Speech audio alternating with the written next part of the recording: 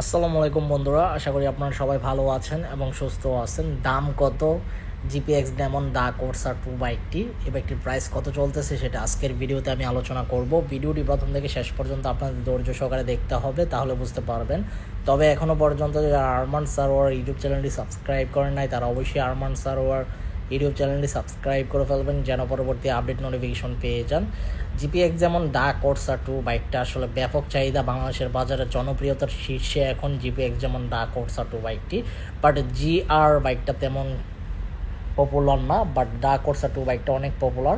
আমি নিজেও দা কোর্সা 2 বাইকটা ব্যবহার করি।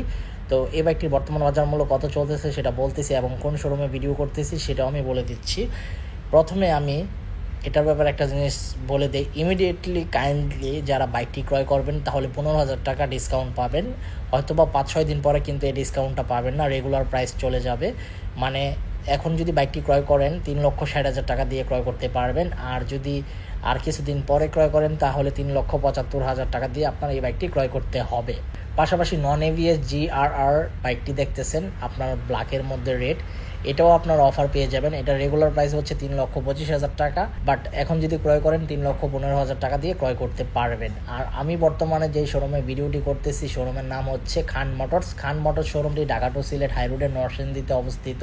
আর খান মোটরস শোরুমে আপনারা যদি যান এবং গিয়ে যদি বলেন আমি আরমান সারোয়ার ভিডিও দেখে আপনাদের শোরুমে আসছি, তাহলে আপনাকে সম্মানই করা হবে। তবে আপনার বলতে হবে আমি আরমান সারোয়ার ভিডিও দেখে আপনাদের শোরুমে আসছি, তাহলে আপনাকে এই ফেসিলিটিসগুলো দেওয়া হবে। আর এটা অফিসিয়াল বাইক, প্রত্যেকটা পার্টস অ্যাভেলেবেল আছে এবং হোম সার্ভিস দেওয়া হয় এবং বাইকের ফ্রি সার্ভিস 4টি দেওয়া হয়।